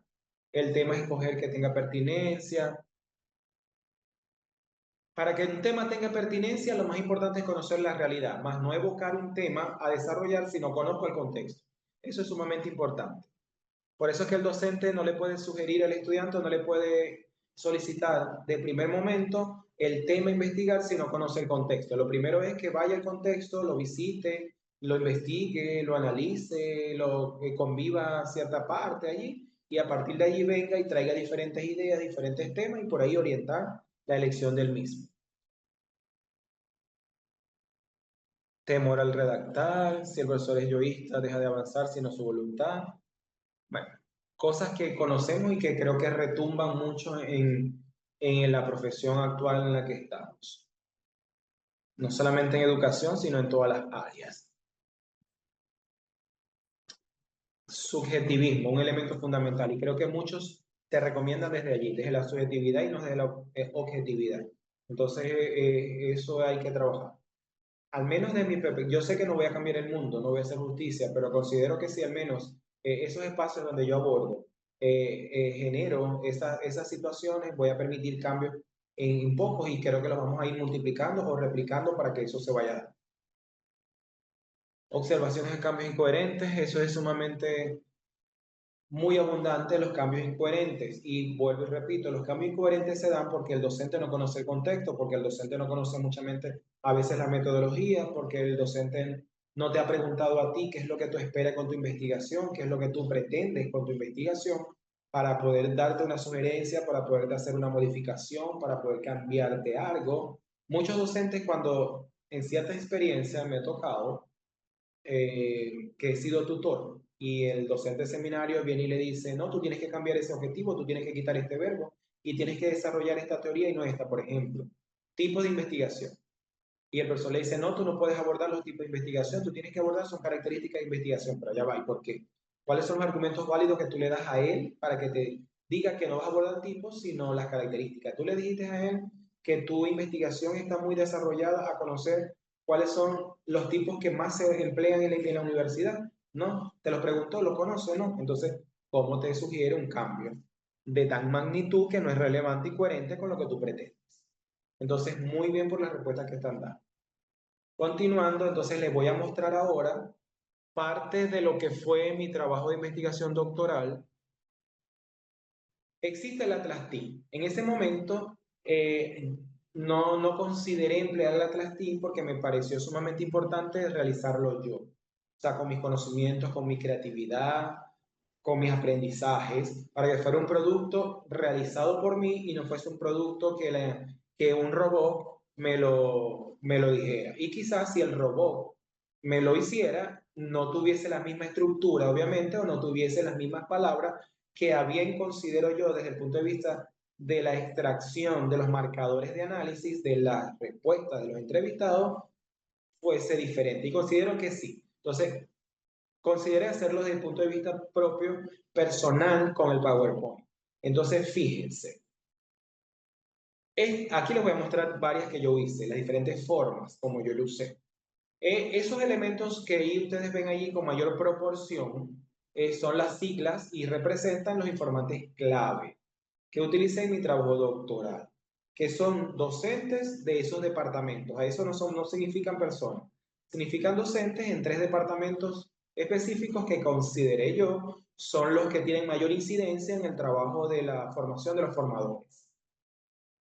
Entonces, como ven, alrededor de cada uno de ellos están las palabras que se pudieron extraer o que tuvieron mayor réplica en las respuestas de los entrevistados, dado a las preguntas de ese instrumento. Entonces, ahí como pueden ver, hay líneas que tienen un mismo color y que van trazándose y uniendo las palabras que tienen relación entre los diferentes informantes claves. Esa fue una que yo consideré. Entonces le di una forma, luego le di otra, porque el visual es muy importante también, siempre cambiar la dinámica para que la gente no vea lo mismo. Entonces, prácticamente hice la misma red semántica, pero con otra estructura visual u otro esquema gráfico. Fíjense, ahora lo hice desde el punto de vista lineal o horizontal. donde están los mismos informantes claves, las palabras están en su lado derecho, ¿ok? Y hago la misma unión con las líneas de colores, palabras que tienen relación entre cada uno de ellos, dado a las interrogantes propias del instrumento de investigación. En esta parte, habían más, pero nada más traje estas dos porque lo importante es que ustedes conozcan que existen diferentes maneras de hacer nuestra representación gráfica para facilitar ese proceso de interpretación, ese proceso de triangulación, de ese proceso de construcción, de análisis de todas las respuestas y lo que la teoría nos dice y lo que nosotros como investigadores pudimos haber observado. Entonces, todo lo que vengo diciendo, todo lo que vengo reseñando, que parte de varias investigaciones, de contextos diferentes y de estudios académicos que me permiten mi crecimiento profesional, está reseñado mucho en lo que nos establece acá este autor, que lo he denominado en la presentación como desafío, nueva visión del docente universitario. Entonces, a pesar de que el del 2009 me parece muy importante y muy complementario los aspectos fundamentales que él maneja en ese concepto, que ya tiene una vigencia de 16 años, pero por eso dije vigencia, porque hay aspectos y características o criterios que él plasma en su concepto que, en mi opinión, tienen vigencia, y lo vamos a ver por qué. Patiño y Rojas en el 2009 expone que la investigación formativa aparece como problema pedagógico y didáctico. Creo que aquí estamos ya claros y lo venimos reseñando. Un docente que no investigue no puede enseñar. Un docente que no tenga estrategias para poder facilitar al estudiante la construcción del conocimiento, la construcción del aprendizaje, ahí es donde está todo el problema, porque el problema no la tiene la investigación, el problema no es la estructura, el problema no es la metodología, el problema es quién va a enseñar la metodología, quién va a guiar la estructura.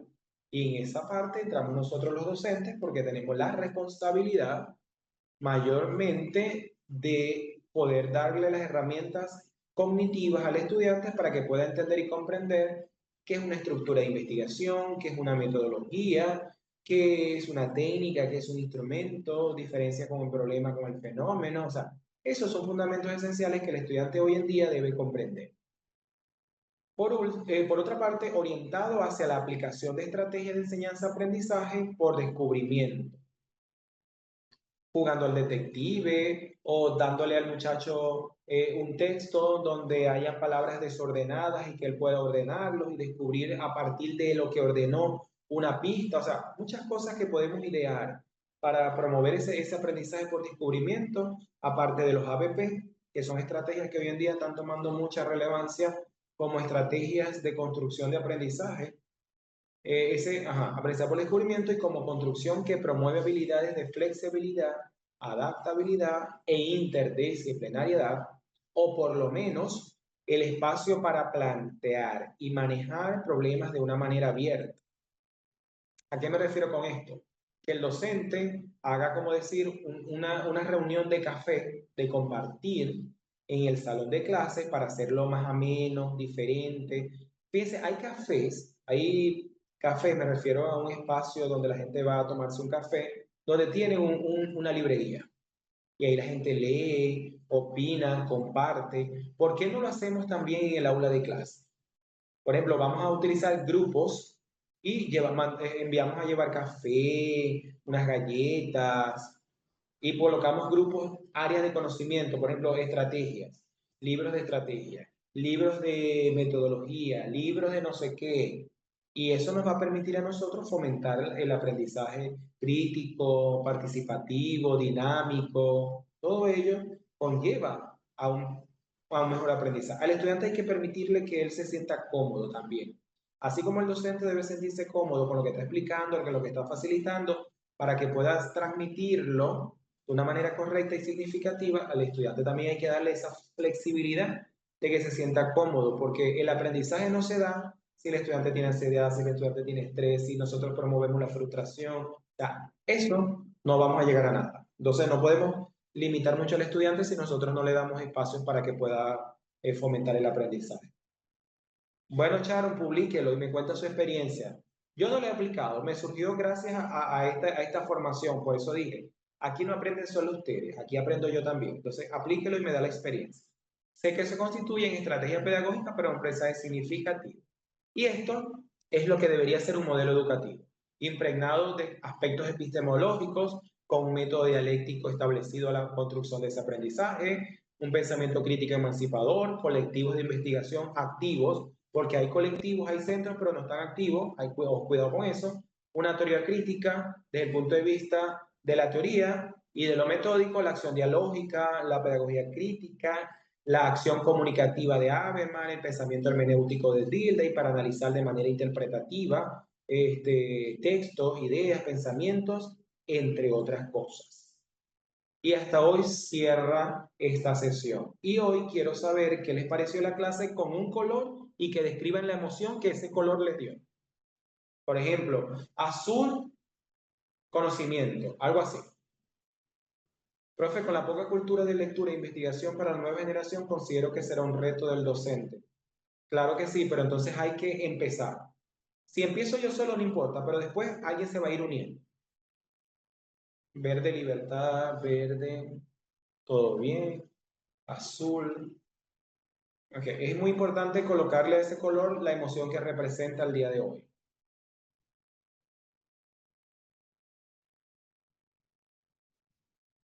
Bien, Rosa, no sé si vas a tener una participación hoy también. Azul, la Profe, buenas claridad. noches, ¿cómo estás? Saludos. Ah, muy buenas noches. ¿Cómo estás? ¿Eres Luis o Daniel? Daniel, profe. Luis, Ok, recuerde que gracias. Luis Carlos es el director, él entra siempre al inicio, profe. Bueno, listo, ya lo sé, ya. Bueno, mientras voy leyendo, si quieres hacer una participación, puedes. Claro que sí, profe. Muchísimas gracias. Muy buena noche para usted, profe. Muy buena noche, compañeros. Espero se encuentren muy bien, hayan disfrutado del día de hoy, nuestra tercera sesión de este proceso de formación, el cual iniciamos el día miércoles. Hoy fue nuestra tercera clase. Sé que están disfrutando el proceso, sé que están muy proyectados con este proceso que estamos impartiendo. Recuerde que usted fue invitado por parte de la Corporación Internacional Líderes de Latinoamérica, este proceso internacional. eh, en Sí me están escuchando, a ver. Ajá. En docencia universitaria con énfasis en metodología de la investigación, ¿sí? Nuestro moderador encargado es el doctor Henry. Ustedes tendrán tres opciones, el cual si desean certificarse también van a estar con el doctor Pablo Romero y el doctor Roberto Olia de México. Entonces, las personas que aún deseen certificarse, bueno, primeramente quiero saber realmente quién desea certificarse. Díganme por aquí en el chat, yo, para nosotros ir agendando las personas que estén interesadas, las personas que deseen a ver, 1, 2, 3, 4, 5, 6, 7, 8, 9, 10, bueno, 12, 14. Bueno, listo. Bueno, compañeros, gracias a todos por participar, por ser parte de la corporación.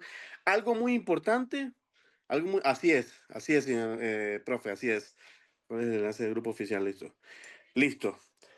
Bueno, compañeros, ya que ustedes desean seguir participando, desean obtener el material de estudio, recuerden que hay dos ofertas académicas. Se las voy a decir rápidamente. Por la Corporación Internacional Líderes, si usted desea certificarse por solo 120.000 pesos colombianos, usted recibe la certificación en docencia universitaria con énfasis en investigación cualitativa. eh,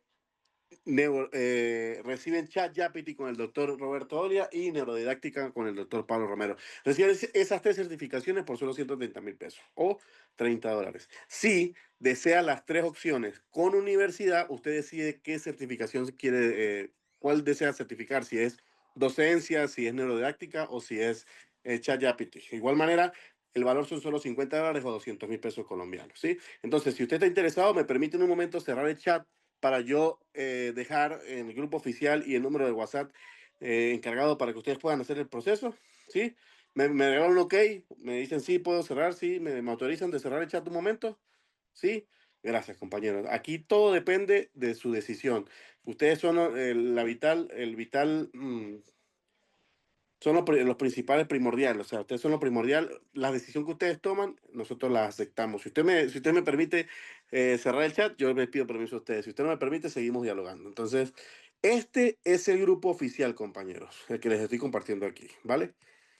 ¿Listo? Este que está aquí es el grupo oficial. Pueden ir uniéndose, compañeros. Las personas que no están en el grupo pueden ir uniéndose. De igual manera, les voy a compartir el número, mi número de WhatsApp y el número de la asesora encargada, que es la señorita, bueno, el coordinador Daniel, que soy yo. y la señorita Giselle, que ella está haciéndome el acompañamiento, haciendo todo el proceso conmigo para brindarles toda la información a ustedes para que ustedes puedan hacer el proceso de inscripción, las personas que deseen certificarse, las personas que deseen obtener todo el paquete como tal. Ella está en apoyo de todo el proceso. Entonces es muy importante que usted se agregue al grupo. Ya le voy a dar por aquí nuestro número oficial, nuestro número de la asesora Giselle, mi número también, para que ustedes puedan... eh, aquí está mi número de WhatsApp, compañero, más 57 301 53 00799. Y voy a también a compartir el número de la señorita Giselle para que ustedes también lo tengan disponible, asesora Giselle. ¿Listo? Regálame un segundito. Ya les voy a compartir también el número de la asesora para que ustedes lo tengan disponible, compañeros. Recuerden que hasta mañana sábado, durante todo el día, ustedes pueden hacer su inscripción. ¿Por qué hasta mañana, compañeros? Porque nosotros tenemos que pasar un registro, el cual las personas que deseen certificarse, ya nosotros enviamos el listado para, tanto de corporación como de universidad, para así en la fecha estimada de entrega, ustedes reciban sus certificaciones sin ningún inconveniente. ¿Qué quiere decir? Que ustedes tengan todas las certificaciones en la fecha estimada, ¿vale? Listo, aquí está el número de la asesora Giselle también. Si me vayan agregándose al grupo oficial, ¿sí? Aquí está el número, a ver, Giselle.